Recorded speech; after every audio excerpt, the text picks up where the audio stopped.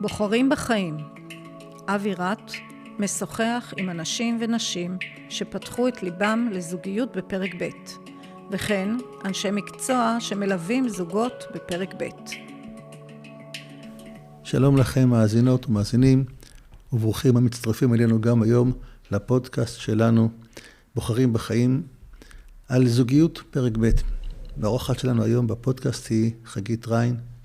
חגית, אנחנו נרצה לגעת בכמה זוויות וכמה תובנות שלך, כמי שמלווה את התחום הזה של פרק ב' כבר הרבה שנים, בנסיבות כאלה ואחרות, ולשמוע מחוכמת החיים שלך והניסיון שלך, איך נכון, איך אילו נקודות מרכזיות תמונות בקטע הזה של פרק ב', אבל לפני כן, נזכיר שחגית ריין, מעבר לעשייה הברוכה שלך, את אימא של רב סרן בניה ריין, השם ייקום דמו, שנפל במלחמת לבנון השנייה, ומאז את עסוקה ופעילה בתחומים הללו של הנצחה ושל העברת המורשת קרב.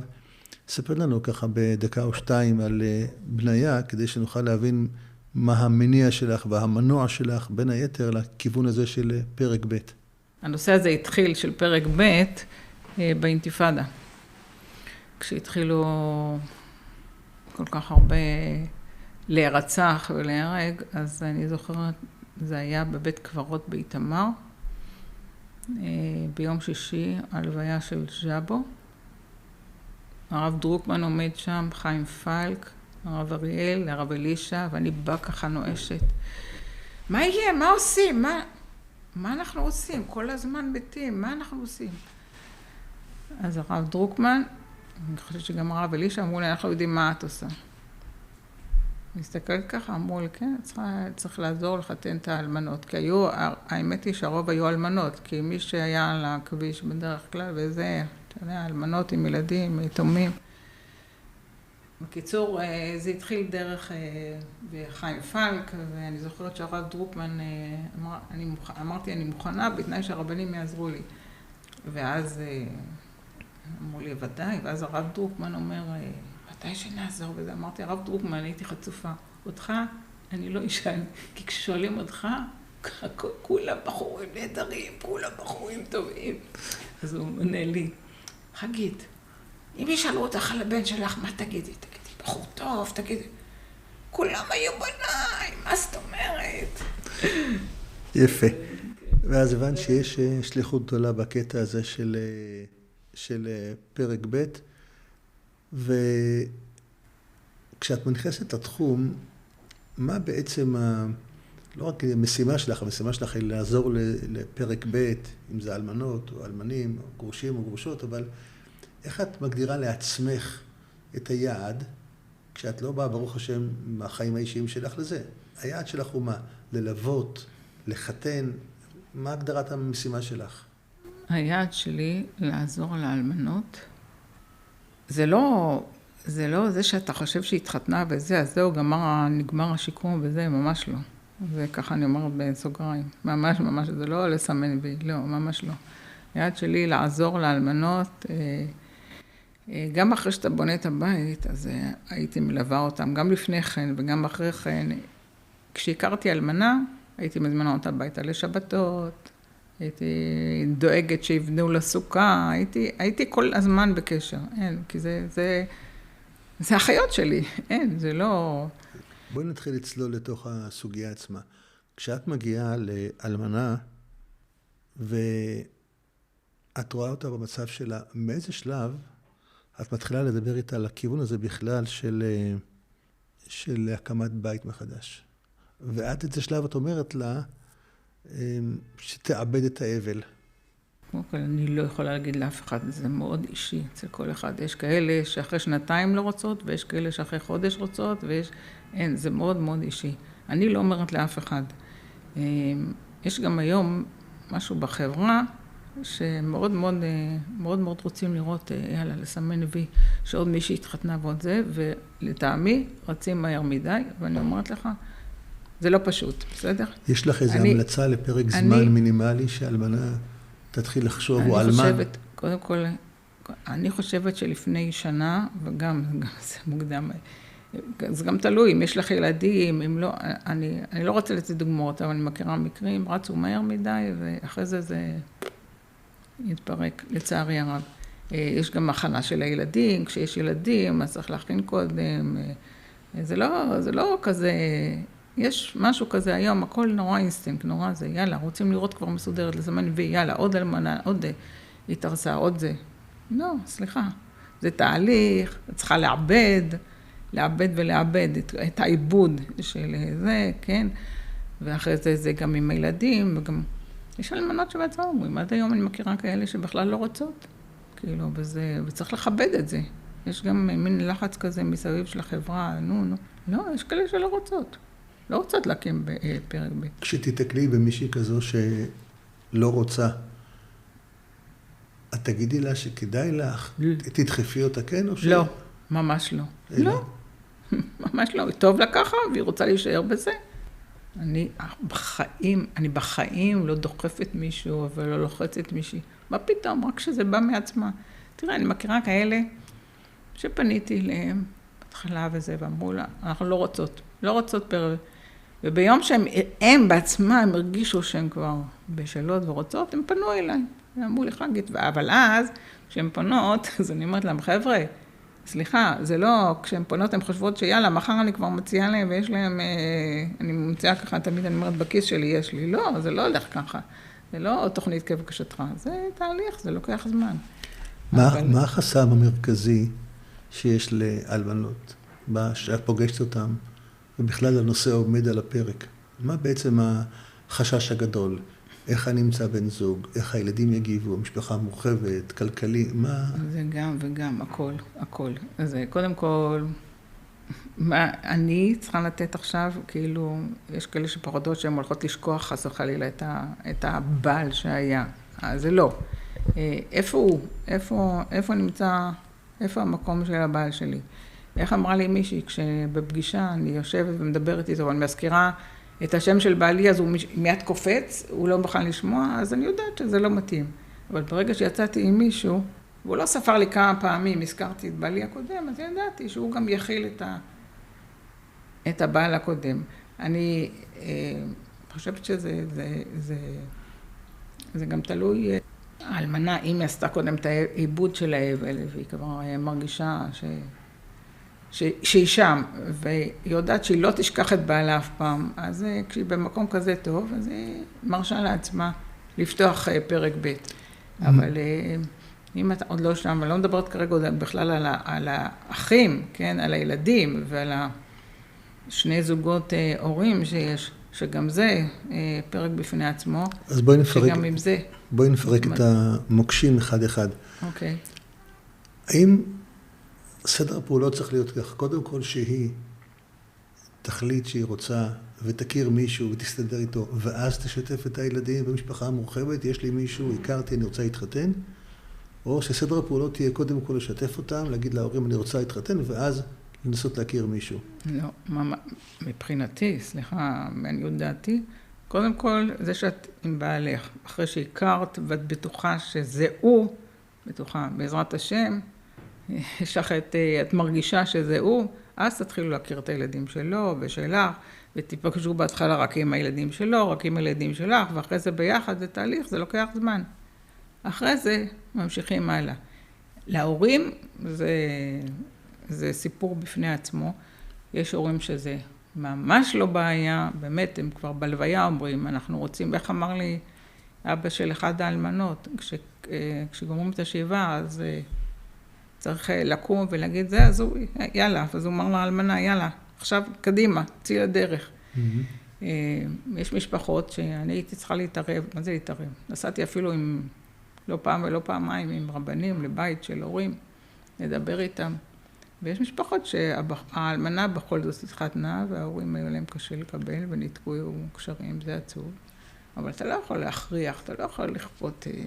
אז העצה הראשונה שלך זה, תמצאי לך את בן הזוג, או תמצא אתה את בת הזוג, תתבשלו ביניכם, תרגיעו מסקנה שזה מה שאתם רוצים, ואז תתחילו לשתף את מי שצריך. נכון. יש איזשהו פרק זמן מינימלי שאפשר לומר, לפחות שהבחור והבחורה יצאו 3 חודשים, 4 חודשים, או שאין איזה פרק זמן, כדי להבין את המורכבות. אין כללים, כאילו. יש כאלה שזה לוקח להם יותר זמן, ויש כאלה ש... אני זוכרת על זוג שיצאו המון זמן, והם ערכו את זה, והפסיקו, והלכו, וזה... היה באיזה שלב שאמרתי, כמובן שאני כל הזמן בתמונה, אז אמרתי להם, תקשיבו, או שאתם חותכים לפה או לפה, כי זה היה ממש...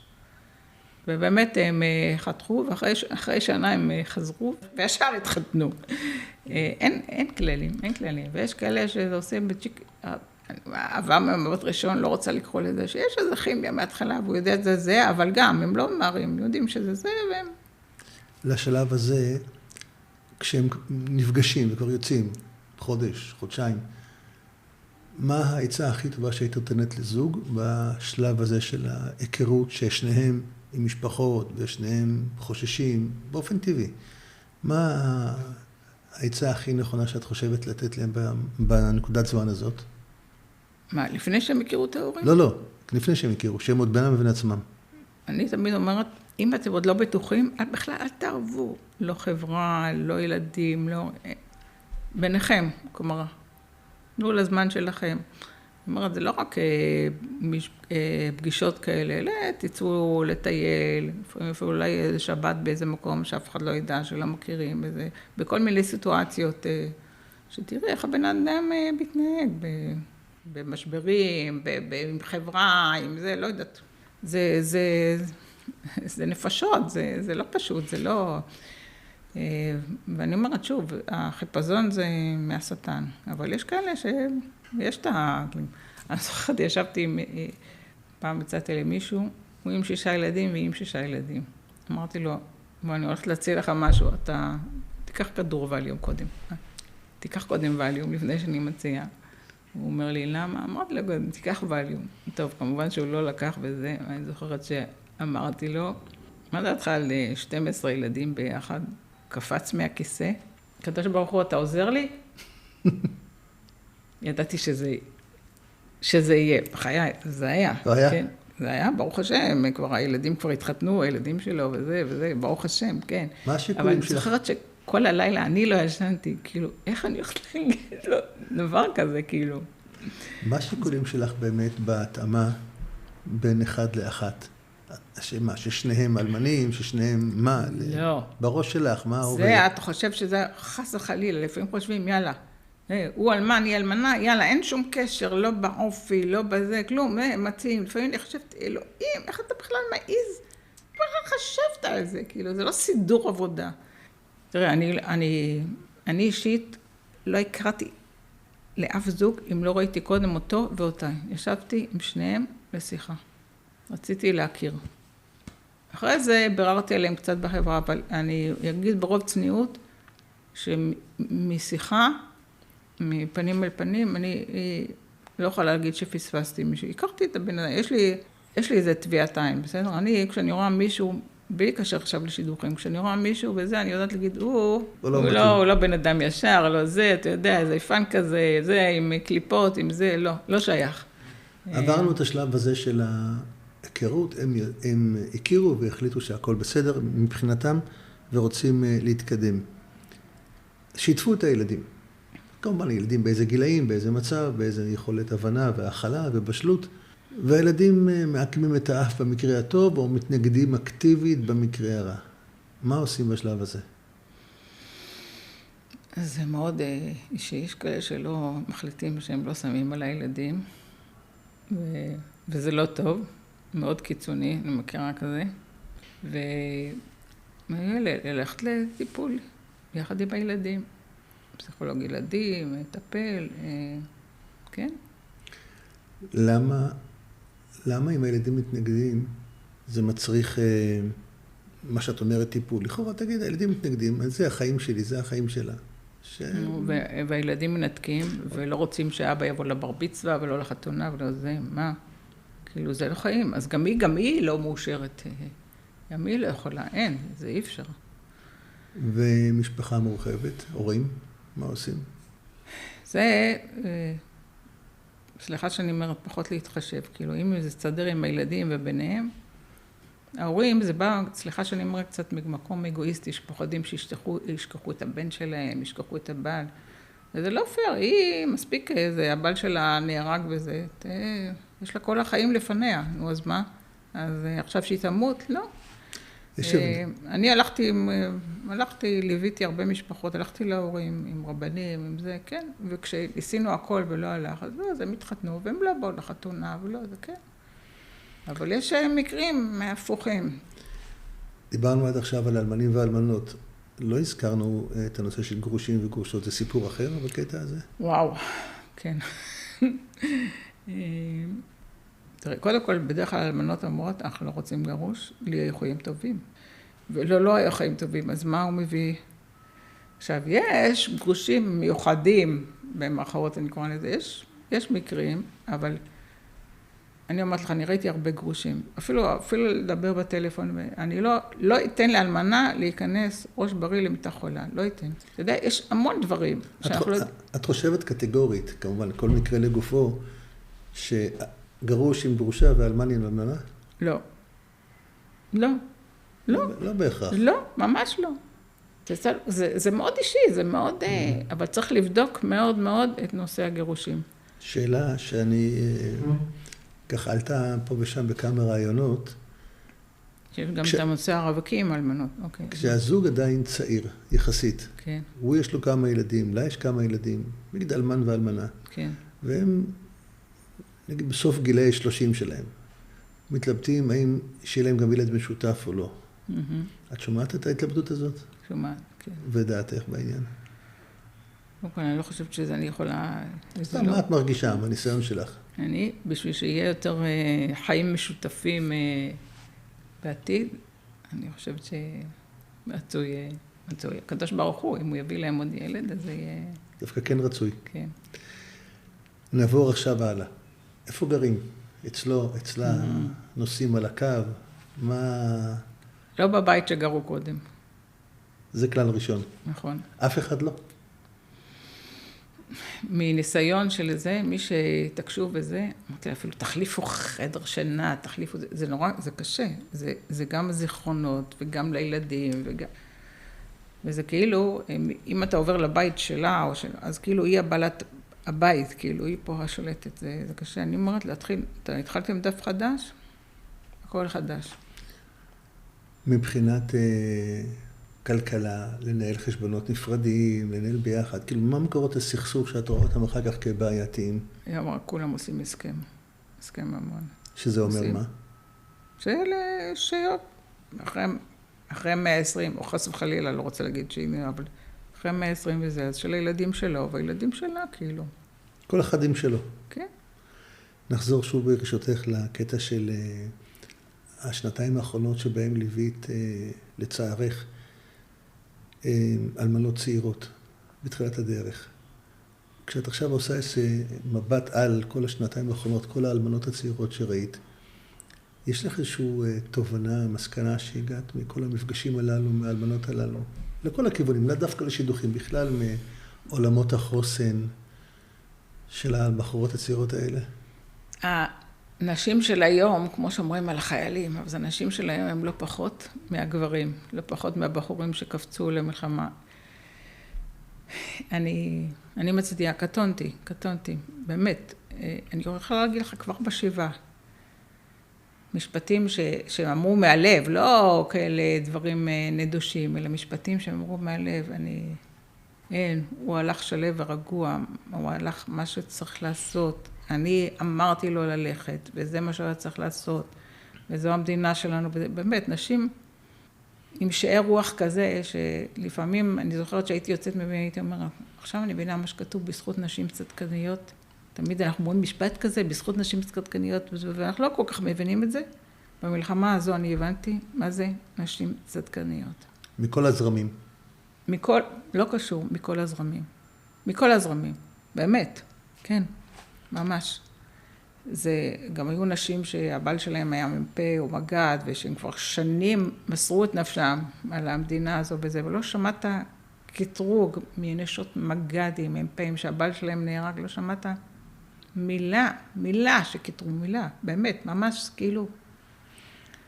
נחזור רגע ברשותך להורים של האלמן או האלמנה שרוצים להתחתן. אמרת מקודם שחלקם קשה להם בכל מיני צורות, וזה בסדר.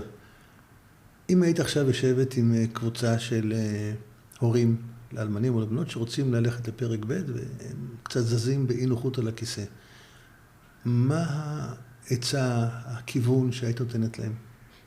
קודם כל שלא להתערב. זה שלהם.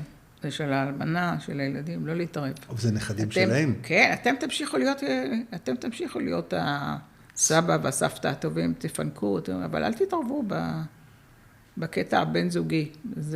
אני חושבת שזה שלה. אתם יכולים רק להרוויח שהאלמנה תהיה יותר מאושרת, אחרי שתתחתן.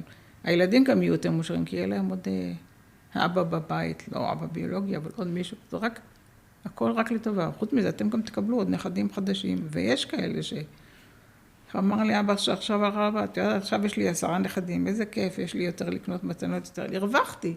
בלי שהבת שלי עברה הריון ולידה קשים, וזה הרווחתי. אז אני לא יודע, אני פה רק רווחים. הקושי זה שהבן שלהם נהרג וזה, זה לא חשוב, זה יישאר הקושי הזה. אני יכולה להגיד לך, כשכרמית באה להודיע לנו, כשהם הולכים להתארס, אני כל כך שמחתי. תסבירי רק מישהו כרמית ואיך זה מתחבר אליי. סליחה. תיקח את זה כמובן מאליו. כן, כרמית היא חברה של בניה שהם עמדו להתחתן. ואני זוכרת, אני לא זוכרת, רק זה כתוב, אז אני יודעת שבלוויה רק ביקשתי עם הקדוש ברוך הוא שידאג לכרמית. זה רשום, אני לא זוכרת בכלל שדיברתי בלוויה, אני לא זוכרת את הלוויה, אז שידאג לכרמית. ואני הרגשתי כל הזמן שהנשמה של בניה מפרפרת, הוא לא רגוע, עד שכרמית תתחתן, כאילו הוא צריך לסגור את הפינה הזו. ביום שהיא באה להודיע לנו שהיא מתארסת, אני נשמתי לבכה, אמרתי לקדוש ברוך הוא, תודה רבה. כמובן שגם בכינו, גם צחקנו, היינו בחתונה. כמה זמן זה היה אחרי שבניה נהרג? שהתחילה לצאת בערך שנה אחרי. היא שיתפה אתכם לאורך כל הזמן בתהליך? היינו יותר מדי שותפים. כן, בסדר, אבל היא שיתפה אתכם בגדול. כן, בטח. ויש לה בעל מקסים, שי, ואתם בקשר? מה זה בקשר? הוא כמו הבן שלנו, ילד מקסים, מקסים, מקסים, והילדים שלה מקסימים, מקסימים, קוראים להם סבא וסבתא. זה מוכר לי מאיזה מקום, הקשר הזה עם אלמנה שנשארת, גם בעולם הפרטי שלנו. נכון, כן. מה לגבי נושא של, הזכרנו מקודם בחטף, את הנושא של רווק מבוגר שרוצה, או שיש איזושהי התכנות להיכרות עם אלמנה. זה יכול להסתדר? כן, אבל זה צריך רווק מיוחד. כאלה, באמת אידיאליסטים, אני קורא לזה. אני אפילו פניתי אז לרבנים, וגם היום. תסתכלו ככה את הבחורים המיוחדים האלה, ותגידו לנו מי זה, אנחנו נכיר אותם לאלמנות. רווק שלא ניהל עוד בית, עוד לא חי בזוגיות, יכול להיכנס פתאום עם אישה עם 4 ילדים, 3 ילדים. אם הוא בחור מיוחד משכבו מעלה, אם אני שומעת על רווק, שבבוקר שבת, כשהנכדים שלו נמצאים, האחיינים נמצאים, הם נכנסים אליו למיטה, הוא מפנק אותם, הוא כל היום קונה להם מתנות, הוא יוצא איתם לבילויים. אז אחת כזה, אני אומרת, תגידי, איך עוד היום עוד לא מצאת ולא זה? בטח שסידרתי לו, בטח, הקדוש ברוך הוא, כן, בטח, כן, יש כאלה, יש. וגם הפוך, גם רווקה שתיכנס לבית עם אלמן או גרוש עם ילדים? כן, כן, כן, במפורש, ויש כאלה מקרים, כן, ברוך השם. אני רוצה לבקש להגיד שאני לא, אני כל הזמן חושבת עליהם וזה, אבל כאילו אומרים לי, למה לא מתעסקת בזה, אי אפשר לתפוס את הכל. אז יש אחרים שהולכים, מתעסקים ארוכים, אבל באמת לפעמים ליבי קשה לי, שבאמת שאלמנה צעירה התחתנה פעם שנייה, והיא עוד לא התחתנה. זה כבר לא בידינו, זה כבר בידי שמיים הדברים. נכון, נכון, אבל זה גם אני אומרת לה, זה לא במקום, זה לא, כי הקדוש ברוך הוא החליט שהוא יתחתן איתה, ולא בגלל כאילו עכשיו יש פחות, לא. בואי נחזור רגע לילדים בגיל ההתבגרות. אישה, סביר להניח אם נשארה אלמנה, נגיד באזור גיל 40, ויש את הילדים באזור גיל 15, 16 פלוס מינוס. ולא נעים לילדה בת שנשארה בבית, עכשיו יתומה, בת 14 או 15, שפתאום נכנס גבר זר לבית. בסדר, ילדה היא בגיל ההתבגרות, וזה לא אבא שלה. מה כן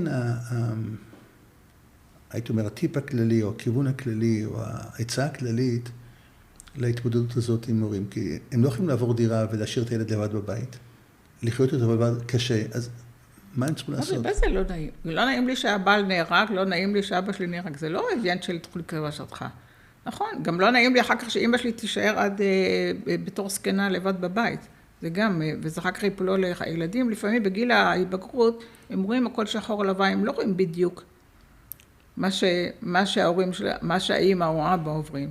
אז עם כל הכבוד, כן, הם הולכים, ויש הרבה מקרים כאלה, אז הם הולכים לטיפול, והרבה גם חיים פה וחיים שם, בהתחלה, ואחר כך מתאחדים, זה לוקח זמן. יש כאלה שלקחו דירה קטנה ליד, כל אחד מוצא את הווריאציות, מה שמתאים להם. אבל זה לא בגלל שהילדים עכשיו לא רוצים זה, אז היא תישאר אלמנה, לא? כשאת מסתכלת על הזוגות שאת מכירה אותם, היית יכולה לומר מראש איזה מטעני צד מחכים לכם ואיך להימנע מהם. אומרים, הפתגם אומר שהפיקח יודע לצאת מבור שהחכם לא נכנס אליו. אם עכשיו מקשיבים לנו כאלה ואחרים, וכל אחד, כמו שאמרתי, עם הסיפור שלו, מה העצה שהיית נותנת, מאיזה בורות כדאי להימנע? וואו, היו בורות. גם כאלה שהם יודעים שהם מתאימים וזה, יש בורות. העצה שאני תמיד נותנת, ליווי מקצועי כל הזמן. לא להפסיק ללכת לליווי מקצועי. זה... כי יש כל הזמן יש בורות. לא ראיתי זוג אחד שאין. גם, אגב, גם לא פרק ב', זה לא קשור. אז בפרק ב' זה עוד יותר. אגב, זה שיושבים, אני לא יודעת על מה כתוב בתורה עוד, שהקדוש ברוך הוא יושב ומזווק זיווגים. על מה כתוב עוד שהקדוש ברוך הוא בעצמו עושה? כי זה כל כך קשה, זה כמו קריאת... זה קשה, ואחר כך גם העבודה היא קשה, ויש, אני אומרת, זה לא רק אחרי שהתחתנת, זה לא לסמן וי, לא, זה עבודה כל הזמן, עם ליווי. עם ליווי. מבחינת מעגל חברתי, האישה באה עם מעגל החברתי שלה, והיישוב שלה, הגבר בא עם מעגל החברתי משלו. נכון. המעגלים החברתיים, כל אחד יכול לפעמים לנחוש באוזן, לחישות כאלה, לחישות אחרות, שימי לב, לא כל אחד חושב שיש לו מה להגיד. המעגלים הללו בדרך כלל הם מקור תמיכה, או עלולים להיות מקורות גם לזרוע איזשהו רעל בין הזוג. זה כמו שאמרת, זה שניהם. אז אם את מרגישה שם לא טוב, אז אוקיי, אז חברה זה הדבר הכי פחות דווקא. כי זה אתה יכול למצוא במקום אחר גם. וזה, אם הוא לא טוב לך, יש פה אנרגיות שליליות, אז אתה מתרחק מה, ואם לא. זה לא קשור רק לפרק ב'. תחשוב שהתחתנת, אז החברות של חגית, החברות שלך לא תמיד הסתדרו וזה, אז לא, אז הם לא באזור. את אומרת את המעגל החברתי, לשים אותו בסדר עדיפות שני. ממש, כן. לא לקחת אותו כגורם... נכון, ממש לא, ממש לא. את חושבת, או ממה שאת רואה מהשנים האחרונות, בלי קשר למלחמה האחרונה בשנתיים האחרונות, שיש יותר מודעות היום בחברה לנושא של אלמנים ואלמנות, גרושים וגרושות? ועוד איך. במה זה בא לידי ביטוי? קודם כל, בדיוק חשבתי על זה, שאת אמרת שאתה מתחיל עם הפוסטקאסט הזה, אמרתי, זה, חלק מזה, עוד דבר שיעלה את המודעות, שאנשים יתחילו לחשוב. כל אחד יש לו את השכן של ההוא, פתאום, זה התאלמן לפני שנתיים, את זוכרת וזה, ההוא של השכן, של החבר, זה שלח לחמך כזה, אני אומרת, כל בן אדם, אני, אתה, כולן, גם מי שלא כל הזמן חי את זה, הוא מכיר כל מיני אלמנים, כל מיני אלמנות, אז תחשבו, וואלה, למה לא לנסות להכיר? את מתביישת, את לא רוצה, אז תמסרי למישהו, והוא יגיד, כבר תעבירי את זה, תמצאי את הדרך, ככה זה שלח לחמך. אתה יודע, כאן מתקשרים אליי שההוא וההוא הזה, כאילו, זה ככה. וככל שתעלה גם את הדבר הזה, כל מקום, זה, הרי חיי יום-יום, כל הזמן אנחנו רוצים על כל מיני דברים, אז לא חושבים כל הזמן עליהם. אני לא יכולה להגיד שכל היום אתה חושב על אלמנים ואלמנות, לא. אז נכון, אז כל דבר כזה, עוד דבר ועוד דבר, זה מעלה את המודעות. ופעם, אני חושבת שגם זה לא היה מקובל. כאילו, היה נישואי שואה כזה, מה שנקרא. סליחה, אתה יודע מה זה. אבל לא היה מקובל שמישהו אחרי יום כיפור או זה, לא, זה לא היה כל כך מקובל. כאילו, אפילו, מה את בוגדת בו, מה את כאילו... והיום זה פשיטה. בגלל שאנחנו מעלים את המודעות ויודעים, ורואים מה זה עושה, איך משפחות, ברוך השם, איך האלמנה ממשיכה לחיות בזכות זה שהיא התחתנה. אז יש ברוך השם, יש מודעות. חגית, נחזור ככה לקראת סיום השיחה המעניינת שלנו. אנחנו קוראים לפודקאסט הזה בוחרים בחיים. זאת ההגדרה, בוחרים בחיים. כשאת, שוב, ממרומי ניסיונך והליווי שלך בכל כך הרבה מקרים ועניינים וזוגות כאלה ואחרים, את יכולה לשים את האצבע על ציר הזמן ולומר שאת מסתכלת לאחור, מה השלב שבו את מזהה אצל האלמנות או האלמנים את הנקודת בחירה שלהם בחיים? אז קשה להגיד, זה כל כך ספציפי, כל כך אישי. אני אומרת, זה כל כך אישי אצל כל אחד, אבל וואו, אני חושבת שצריך, קודם כל צריך את הזמן. יש מעגל השנה, קודם כל שנה ראשונה. לפעמים אני מרגישה, זה יותר אצל הגברים מאשר אצל הנשים, שהם רצים מהר מדי. חסר להם חברה לחיים, כשאנחנו מדברים על המבוגרים יותר, והם רצים מהר מדי. ואז גם אחר כך משלמים איזה מחיר. אבל אני חושבת שאנשים בדרך כלל עושות עבודה, סליחה שאני לא רוצה להכליל, אבל הן עושות עבודה, הולכות לטיפול, עושות עבודה עם עצמם, ואחרי זה אז הן מרגישות מתי הן רוצות. כשאת אומרת טיפול, איזה סוג של טיפול את מתכוונת? מקצועי. פסיכולוג, כן, פסיכולוג, כן, פסיכולוג, כן, כן. והיום לא חסר, ויש גם רבנים פסיכולוגיים וזה. היום יש מבחר, והחבר'ה יודעים בדיוק, מעבירים אחד לשני, מי טוב, מי פחות, יש היום המון יועצים. רוב הדברים שאמרת, באופן טבעי התייחסת הרבה לזוגיות של המלחמה האחרונה, של הצעירות יותר. נכון. מה הטיפים שלך, או הכיוונים שלך, העצות לגבי הזוגיות השנייה בפרק ב' של גילאי 60 פלוס? תראה, בגיל 60 פלוס לא מחפשים אבא לילדים, מחפשים חבר לחיים. מישהו שאתה יכול להזדקן איתו. ואני חושבת שזה גם כיוון אחר, ראייה אחרת שאת יוצאת. את לא מחפשת, גם אתה לא עושה השוואות עם הבעל הקודם. את במקום אחר והוא במקום אחר. לפעמים אתה רואה את הפרק השני שהם בכלל 180 מעלות מהבעל הקודם. כי זה משהו אחר, אתם התקדמתם בחיים ואתם רואים ראיות אחרות על החיים. אז זה ממש צריכה לחפש חבר לחיים, לא קשור בכלל לילדים שלך, אלא מישהו שאת... מהניסיון שלך עד כמה הנושא הכלכלי נוכח בהתלבטויות של פרק ב'? הוא לא כל כך נוכח, כי אני אומרת לך, עושים הסכם המון וממש חותכים. זה של הילדים שלי, אחרי ה-120. זה לילדים שלי, לילדים שלך, ממש מראש. כי מה שחסכת כל השנים עם אשתך הקודמת, למה עכשיו תתחלק את זה עם עוד 5 ילדים של הקודם. זה הרוב, אני לא אומרת. יש כאלה שכן אומרים חצי, וזהו, אבל הרוב עושים הסכם, זה ממש לא מגביל, ממש לא. חגית, אני שוב רוצה לחזור לשם בוחרים בחיים. לאחר נפילתו של בניה השם ייקום דמו, זה כבר 20 שנה, את החלטת שאת בוחרת בחיים במובנים שלך. ממש. וממשיכה ביתר שאת לעסוק בתמיכה, בעזרה, בנסיעות, בהרצאות, בהנצחת בניה וכדומה. וזה הבחירה שלך בחיים. כשאנשים נמצאים במקום קשה ונמוך, אחרי נפילת בן, או אחרי אובדן של בעל, או בן זוג, או בת זוג, במקום הזה שעכשיו אין להם כוח לקום מהמיטה בבוקר, מה הדרייב שלהם, שאת יכולה לתת להם עכשיו, שוב מהמקום שלך, לבחור בחיים?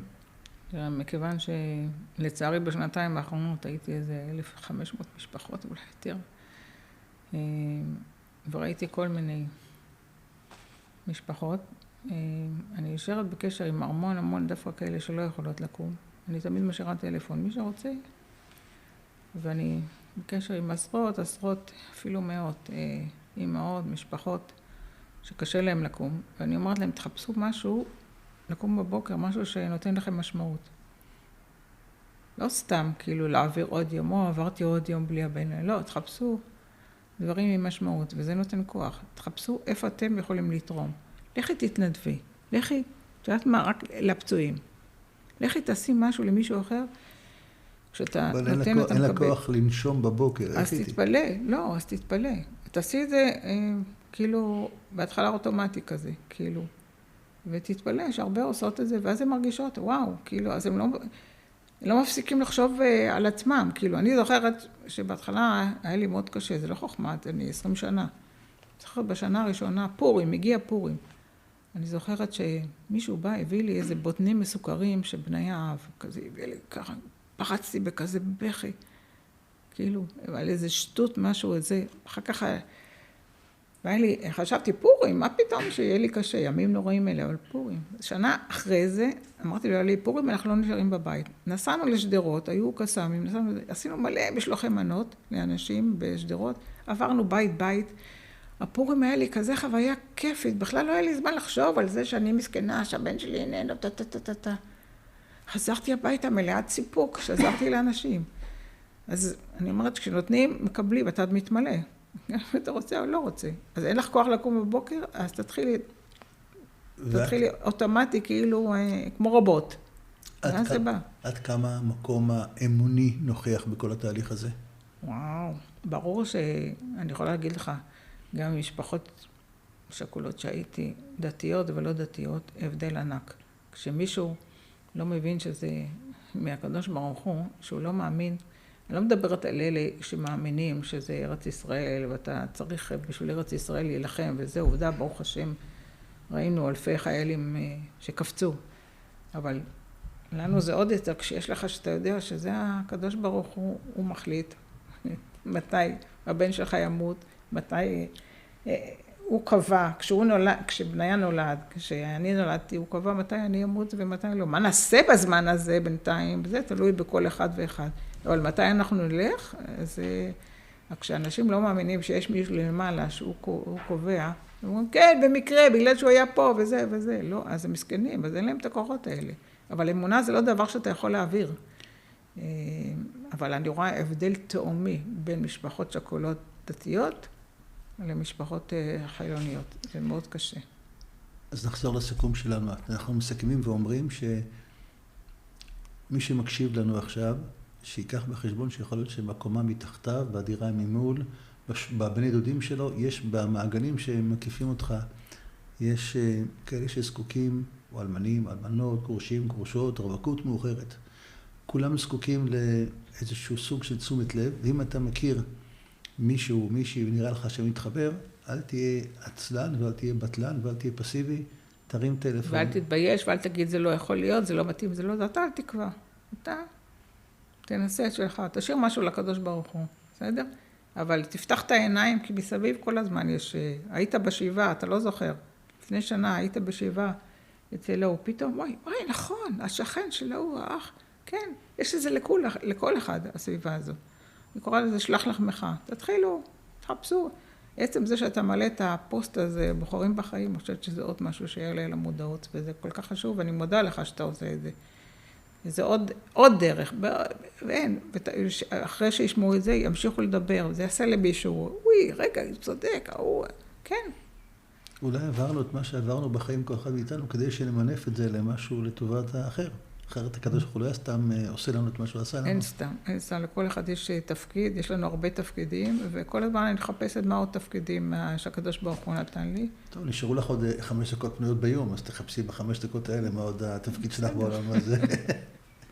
חגית ריין, תודה רבה שבאת וסיפרת ופתחת את הלב ופתחת לנו את העיניים להביט בזוויות נוספות בנקודה הזאת של זוגיות פרק ב' במצבים השונים, וכמובן שהשנתיים האחרונות העצימו והציפו עוד הרבה מהפרק הזה, מהסוגיה הזאת של פרק ב'. ותודה לכם, המאזינות והמאזינים שהייתם איתנו, הקשבתם לנו, אתם מוזמנים להמשיך לעקוב אחרינו. תעקבו, תקשיבו, תפיצו הלאה, תעבירו את זה לאחרים שזה רלוונטי עבורם, ושנמשיך לעשות טוב בעולם. תודה לכם שהייתם איתנו, ולהשתמע בפרקים הבאים.